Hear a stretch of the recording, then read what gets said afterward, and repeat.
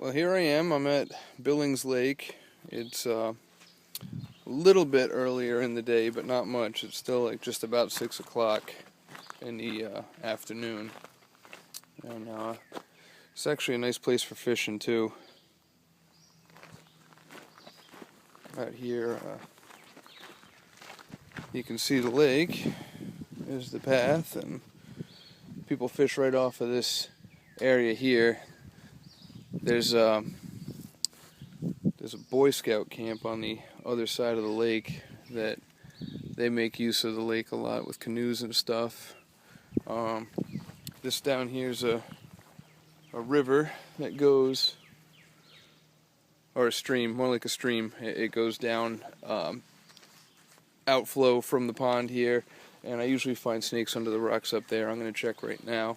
And there's a path that goes down, because the camp I just mentioned used to be down here, but they relocated it over there for some reason, and all the old buildings are dilapidated and falling apart down here, so you can look under some of that debris and find stuff too. But so I'm going to get started.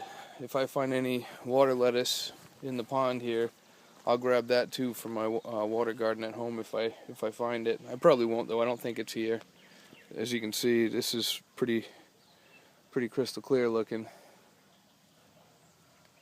Yeah. Well, that's that. Let's see what I can pull up. The water's actually pretty low compared to what it usually is for out here. You can see the water line. The water used to come right up to this area here. And you can see here what I mean about the dilapidated buildings. Here's one of them right here. So this was, I think it was a KOA or something like that. They had this as maybe Boy Scouts of America or something, but this is one of the back rooms. I think this was like a shower building or something. But there's all kinds of man-made debris out here, stuff to flip over and check out. See if I can find anything. So far, no luck. Here's another one of these. Here's one of these buildings here behind me. This one's completely collapsed in. It's got the corner there where the bathroom was standing, and you can see on both sides of me here, right there and right up there, I'm sort of in a little valley that this trail goes down, and because of that, right here, although there's a lot of stuff to overturn to look for things, this is not an ideal spot for finding snakes. This time of the day, in the afternoon, the evening, they want to be with a southern exposure so they can get sun late in the day, keep warm, and they don't like to be where it's the soil is really damp. I mean, it can be a little moist, but they prefer to, because they get skin ailments if they're down in this area here. And you can see, if I get underneath the leaves here, see that's like mud right there. That's all. They don't want to be under that. That gets them sick. So you want to look somewhere where there is debris from to hide under, but also where it's somewhat dry too. And you'll most likely find some. There's a ways down the trail here.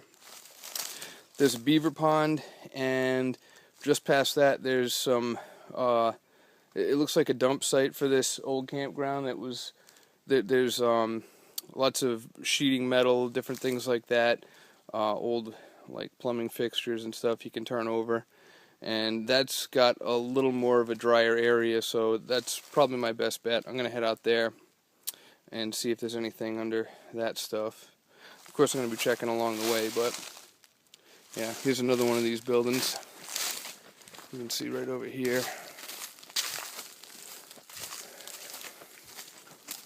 See, the other half of that house that was broken down, and then there's all this. This is all caved in. Yeah, this is the kind of stuff I'm flipping, but yeah, there's nothing under it. because they don't like sitting here getting soaked. So it's just like animals, other animals, mammals and stuff. They want to take the path of least resistance. They don't want to be uncomfortable, just like we don't. And that being the case, you got to look for them in places where you wouldn't mind hanging out. So that's what I'm about to do. Here's even more. Another building. This one completely collapsed. It's an old Frigidaire refrigerator there. I believe that's an old stove oven. There's this wall over here. You can see these were actually pretty long buildings.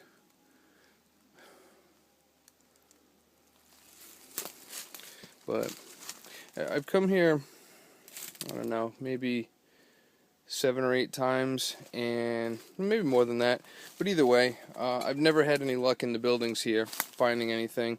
It's always been near the pond, or sorry, Billings Lake, around the edge there, on the granite outcroppings where they can get the sun on, down the way on the debris dump, and by the Beaver Pond, those kind of areas. Although this is really cool looking, this kind of stuff, I've never had any luck here. I have found, actually that's not necessarily the case, I have found one of those yellow spotted salamanders. They're completely black with yellow spots, and a marbled salamander, both of which are actually pretty big. I mean, they're like that, maybe a little bigger head to tail. They're fat though.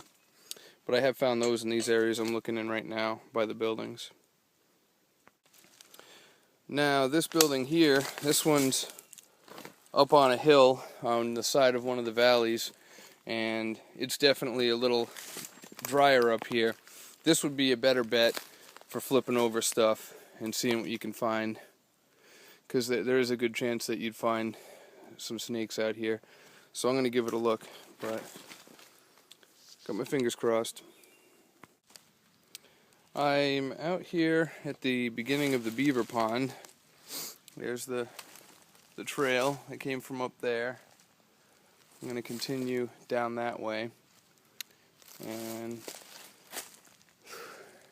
you can see things like this right here. This is an old Crush soda bottle, but it's glass.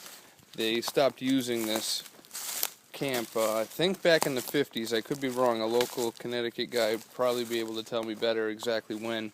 But a lot of the stuff that's here, if you look in the buildings, the electrical wires and stuff, they've been out of code for decades.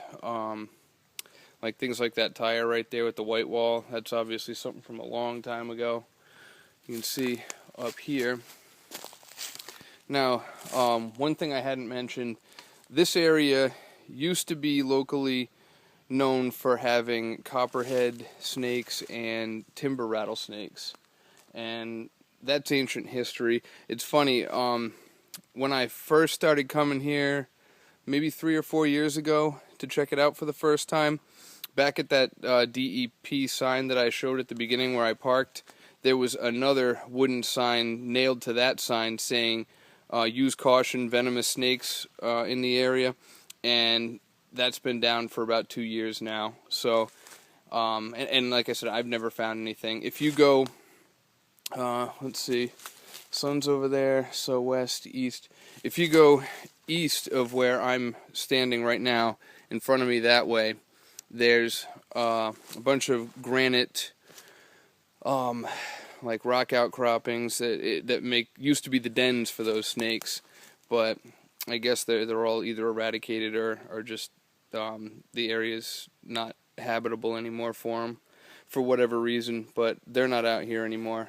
So you can see here the Beaver Pond sprung some leaks. This is the path back up there, and it's all running with water down here. The reason there used to be the copperhead population, and as well as the rattlesnake population out here, they would leave the granite talus up back by the pond, Billings Lake, I mean, and they'd come down to the lowlands here, because they like to eat frogs, things like that, salamanders, and And if you look at this area, it's prehistoric looking the way the ferns are out here. But they would find a nice little area in between all this. I mean, they're camouflaged anyway. You can tell from the patternings on their backs. They blend right in with this stuff, and I'm sure a lot of people have stepped on them simply because of that. I mean, this is so overgrown right here. There could be one right down there, and you wouldn't even know it. Put your foot down in the wrong spot, and bang, they tag your ankle. And yep. But so they would sit and wait, ambush predators. They just hang out right down here somewhere, and when something happens along, they strike it, follow it, and then eat it. And yeah, so this was prime habitat at one time. I don't know if the DEP did something as far as getting them out of here, or if they just died off on their own. But so here's an interesting thing right here. If we move this fern aside, that right there, that is called a lady slipper. They're endangered in this part of New England, and it's some kind of fine if you end up picking one. But they are very neat looking. Oh, there's another one right there. They have bulbs that come out of the ground every year, and certain areas have them a little more than others. My yard happens to have a fair amount of them too, but I guess they're not that densely populated around here. Another thing too, even as for a survival means, if you look at certain kinds of these ferns here, are edible in the early stages. When, if you look at that, when they're still curled up right down to the base, they're called fiddleheads, and they got, obviously because they look like the head of a violin or a fiddle, and you have to. I think you have to steam them or boil them a few times, and there's only certain ones that you can eat. Other ones are bad for you. They can make you sick. So you really have to know your stuff with that too. But that's another wild edible that's out here, if you can find it in the right time of year, early spring. This is great. Here's the beaver pond from the side where I'm at. You can see it stretches over there. And right here, this is one of the huts that they build. They dam up a stream, make one of these ponds, and then they have an inlet for one of these, and it's underneath the water. They usually, like say down there, they would swim underneath the entrance, and see if you can see the great heron up there flying. It's hard to tell if it goes above the trees. There's a second one. Yep, there it is. See, there it goes above the tree line. There's a second one of these huts on the far side of the pond by that area of boulders that's sticking out. If you followed it to the end and then straight out, there's another one of these huts here. I don't know which one is being used by the beaver, but it's one of them. I think that gray heron wants me to get out of here because it just keeps circling. Now this is interesting. Here, this is fresh. That was all chewed off by a beaver and then left there. There's all the wood chips. And you can see, if you look closely, right at that, the different tooth spots. So they stripped that thing down and it fell right there. It's probably just for routine maintenance on this thing to keep the dam going.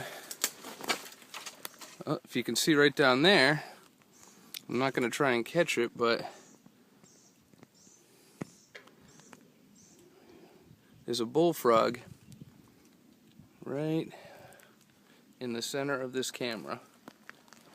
If you look carefully by the lily pads there, the red lily pads, it's right there.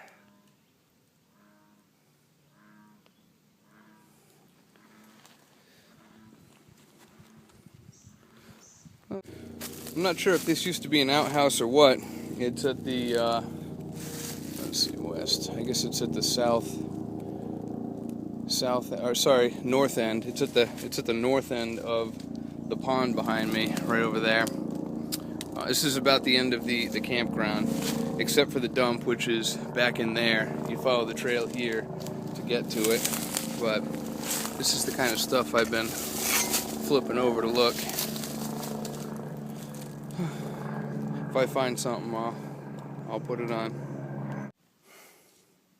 Here's the dump site right here, where they toss all the trash. Again, that high hill right there, right behind it's the pond, north side. This is where, I guess, after they shut the camp down, they pretty much dumped everything out here. There is some good stuff to flip over here, but I usually just do best when I'm looking under rocks and stuff. So, let's have a go. Alright, I'm back out at Billings Lake. Up there where that cement wall is where I parked. And I'm up on this hill up here. You can see there's more of the lake over here. Those islands out there. All this granite I'm standing on. See? Check it out. I'm pretty far up here. I don't know, maybe 15 feet or so down to the water. This water's, I mean, you can see how clear it is right there. You can see right down to the bottom. Now, back up on that side, the trail I followed went straight to where the light's hitting the top of the trees, straight north that way. If I had continued around that side of the lake down there and up to where full sun's hitting the trees over there, that's where all the talus is that the copperheads used to live in. Right out there. This place is cool though. Probably good for fishing too. I might take a cast or two. Check this out. This right here, yeah, this is really neat. Although it may look like a leaf of poison ivy or poison oak, it's actually just one. It's called a pitcher plant. Let me see if I can show you without damaging it here. This right here is like a lid on it. Down there, see if there's any bugs in there now. There might be. What happens is, let's see here, they get attracted to, I think it's called the stamens in there, and then they end up slipping, falling down into it, and this thing digests them and eats them. There's a few more of them right here. See, this one's a little bit bigger. Actually, it's a lot bigger. So there's one right there. The lid closes and they're stuck in there. And I think there is some bugs down in there. But yeah, this thing shuts itself after something falls in and it eats it. Pretty cool.